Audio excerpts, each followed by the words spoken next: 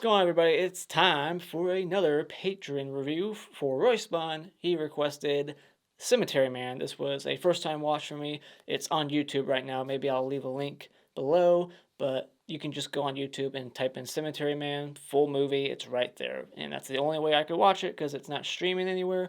It's not even available to rent or buy on Amazon. I don't think it's on eBay. I don't know. Maybe there's a foreign free version of it somewhere. I couldn't find it, but yeah, this is a hard movie to come across. But if you want to watch it, it's on YouTube for free, and I recommend doing so because this movie was a blast. This is a great zombie movie. It's a different type of zombie movie where you got a cemetery man who works at a cemetery. He's got this big dumb sidekick friend, his buddy Noggy, and their job is to kill the zombies that come back within 7 days of being buried. Everybody that gets buried at this specific cemetery, for some reason, just resurrects and comes back within 7 days, some quicker than others. And it's just his job to shoot them in the head or split their head open and put them back in the grave. But then he falls in love, loses his lover, and he starts to go in a downward spiral. He's falling apart. He's going nuts. This movie is just crazy. And yeah, so let's get into it. The only thing I didn't really care for in this movie is the lead actor whispering throughout most of it. I just had a hard time understanding him. The subtitles weren't that great for the movie, and they took up the whole screen, so I had to turn them off. So I just had a hard time understanding what this guy was saying. But that's just a little nitpick. I just wish he wasn't whispering the entire time. And I will say that this movie isn't exactly coherent. It's confusing. It gets a little convoluted in the second half, especially. I got a little confused here and there, scratching my head, like, wait, what? What's happening? Huh? Like, what's this? Like, it was kind of hard to see. It's like 240p. It's not a good resolution. And there's this person that came back a couple of times. I wasn't sure if that person was who I thought they were. I just got confused. I need to watch this movie again. And when it ends, it's a head scratcher again. Like, this ending didn't really make a whole lot of sense. It was basically telling me that this movie was not what I thought it was. I thought this was just a guy losing his mind, but then the end shot told me something otherwise. I don't know. Maybe you can explain it to me in the comments below. But everything else I really liked about the movie. I really liked the atmosphere in this film. I'm a sucker for cemetery settings and using a lot of fog and backlighting. Just the cinematography and the camera work in this movie, the style of this director. I thought this was a damn good film. Like, I don't know what else this guy's done. I haven't seen a lot of his work or any of it, I don't think. I've seen movies he's worked on, like City of the Living Dead. He was in that, but I think he's done like second unit directing work before. So I've seen some movies he's worked on, but directing wise, this is probably the only one I've seen from this guy. But this is a damn good, very well directed movie. There's a lot of good shots and visuals in the movie. They would look even better if I saw it on Blu-ray. I really want a Blu-ray of this. There's some cool visuals, a good visual style. There's a lot of cool like camera shots and just POVs of like corpses in the ground, and they're like digging their way out of the coffins and stuff. We don't see that a lot in zombie movies, them actually like digging their way out. And lots of good nudity in this movie. Can't complain there. Lots of good boobage.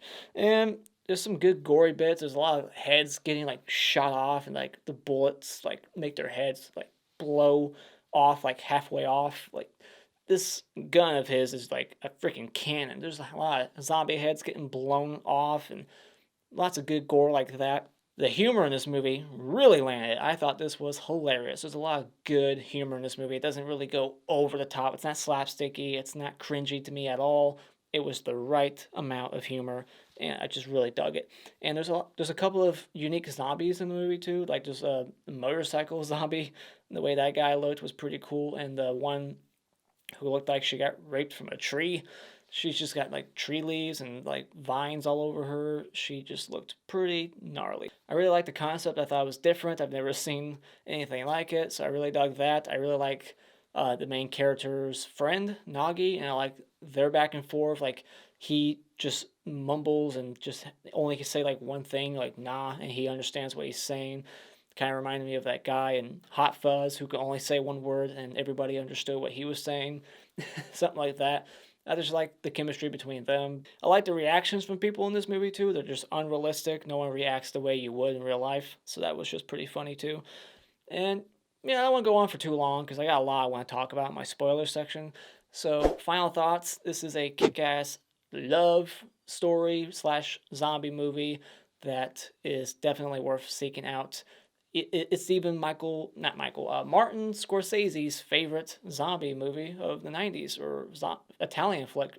I forget what it said exactly, but he said that this was like his favorite movie of that year or the decade or something. So even Martin Scorsese likes this movie. And I think you'll like it too if you like horror comedies, if you like zombie movies and you haven't seen it, check it out. It's on YouTube. And if you can ever find a copy of this thing anywhere, I recommend that you go out and buy it. Alright, time for a spoiler discussion. So, this movie opens up with a good tone setter. This guy gets a knock at the door, opens it, he's on the phone at the same time.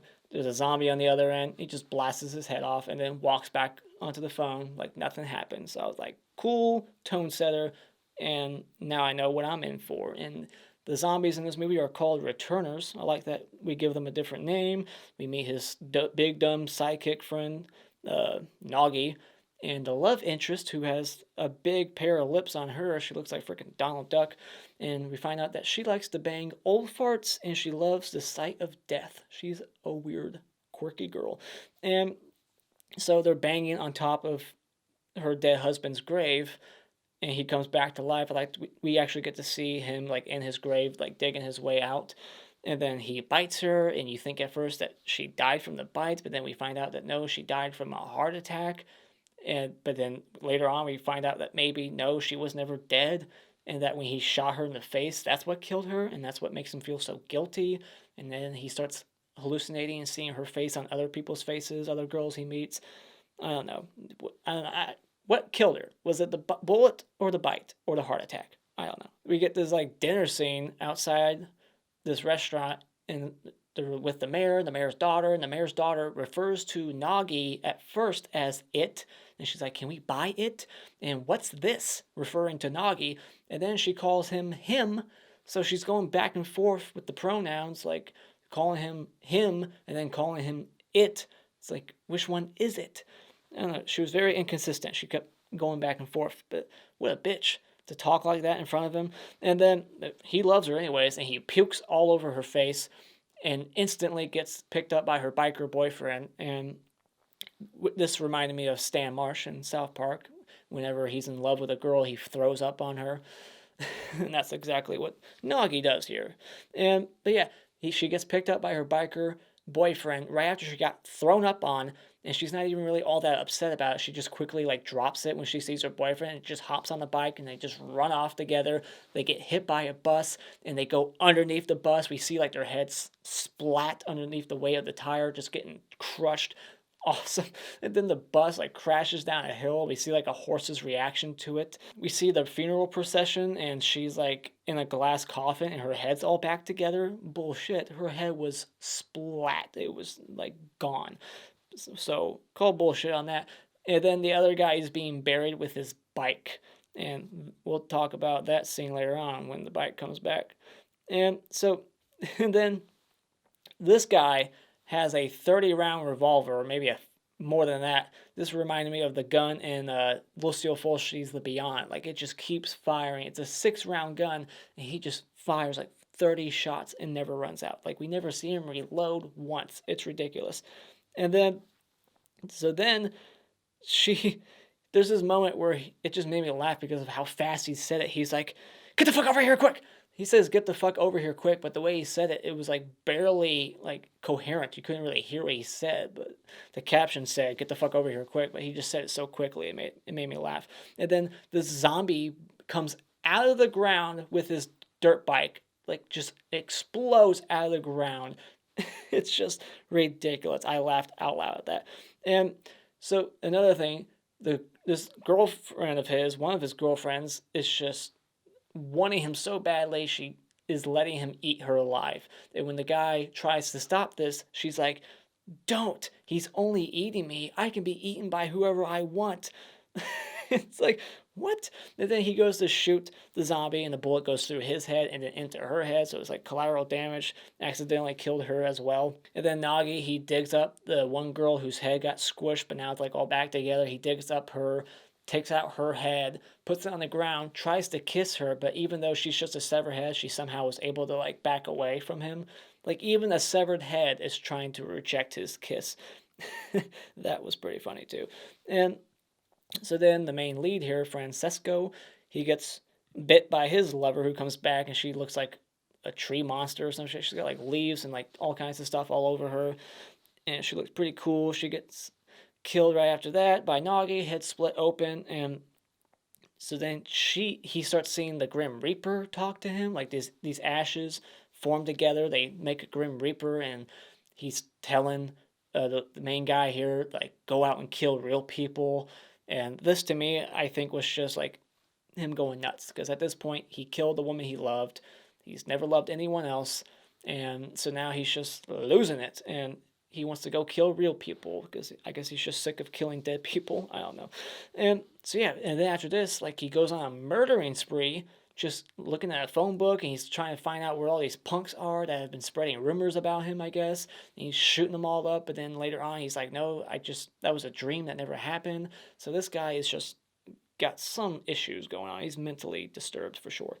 And we got the worst cop ever in this movie who, no matter how much evidence, no matter how many things are pointing at this guy as the murderer, as the prime suspect, he just keeps leaving and never arresting this guy, never taking him in for questioning. It's hysterical, especially towards the end when he kills like all these nurses and nuns and shit, and he walks out of the building with the gun still in his hand. The cop is there and he's like, oh my gosh, there's a freaking like maniac on the fourth floor. Oh, you got your gun? Good, keep it. You're gonna need it. And there's that what? This is just insane. And then the mayor is like trying to use his daughter's death for like political gain. And that's fucked up. And so then after all that, he sees his girlfriend back. Like, well, not really his girlfriend. I'm not sure how far they were in the relationship yet. They just met and banged on the first date, I guess. But he sees the woman he loved back from the grave, or is it her? Like, he sees her everywhere else in this movie. He sees her with the mayor, and he sees her with this hitchhiking girl who I guess is just a prostitute. Like, he sees her everywhere. Is that like his guilt coming back, like, to haunt him? Like, he shot her earlier, so now he sees this girl and everyone else, something like that. And the one girl ends up being a prostitute, and because she charges him, he like lights her on fire, puts a heater underneath the blanket, and just burns her alive. And then the other girl tells him that she likes men who are impotent, and he goes to the doctor to basically get his dick chopped off, but the doctor gives him like this injection in his dick to make him have ED, and then he comes back to her and she's like, oh, never mind, I only like guys who can fuck and can get it up because I got raped by the mayor, and so now I don't have a phobia of hard dicks anymore. Something like that. That was just insane. That's weird shit. And then, but earlier I love that he's like, I don't have a dick, and she's like, marry me. And then there's another line in this movie where he's like, I'd give my life to be dead. So then he goes to the hospital, and there's this guy there who just murdered his family, and he's taking credit for all the kills that he's been doing. Also in the town, when he killed those people, he's like taking credit for it all. And he's like, why are you doing that? And then a nurse comes in and like a nun, and he just blasts them away, like no hesitation, because he's just so used to doing that at his real job. He's just used to blowing zombies away like it's nothing. He just carries that into his real life, like outside of work. People come and disturb him. He's like, whatever. Poof, just shoots this nun in her face when she's just trying to like tell him like, hey, don't do what you're doing. I think he was like smoking. I don't know. Like he wasn't supposed to be there. He's just like, no, don't do that. He's like, poof, blows her head off. That just cracked me up. It came out of absolutely nowhere. And so, yeah. And then, so after he goes on this another murdering rampage at the hospital, and the cop still just doesn't see this guy as the prime suspect and lets him go, him and Nagi, they just leave. They flee town, and they come to a road that just ends, and it's like a giant cliff, and they went through a tunnel, and it's like white. It's like he's going at the light at the end of the tunnel. It's like, is that symbolic? It's representing death. Is he dead? Because then after this, there's like, he slams on the brakes, and like this coffin, looks like a coffin, like slid and fell over the edge. Is that like supposed to be him? I don't know. There's things in here that are like symbolic and metaphorical, and I was trying to piece it all together. But to me, this movie was just about a guy spiraling out of control because he accidentally killed the love of his life, and he's lonely and depressed. But maybe there's more to it than that, because at the end, it turns out that this is all taking place in a snow globe. It just starts snowing, and him and Nagi are there, and Nagi starts speaking coherently. He can actually speak now instead of just saying nah. And then the main character, he's the one that can only say nah, and he can't speak. Like, it's reversed now. I don't get that at all. So explain that to me. So this is basically the ending of Krampus, like 20 years prior. Everything's in a snow globe. It's all story. It's all fictional. Like, I don't know. Yeah, that was a very interesting ending. But yeah, that's basically all I wanted to talk about. And yeah, just a very insane movie. Very fun. Very, very different. So check it out. And my Hockey Mask Award for Best Character in this movie will be Francesco, the lead actor in the movie, who's very tall, especially next to Nagi. And the Clapper Award for Best Scene in this movie will be the zombie bike scene. When the zombie comes out of the ground with his dirt bike, that was just priceless.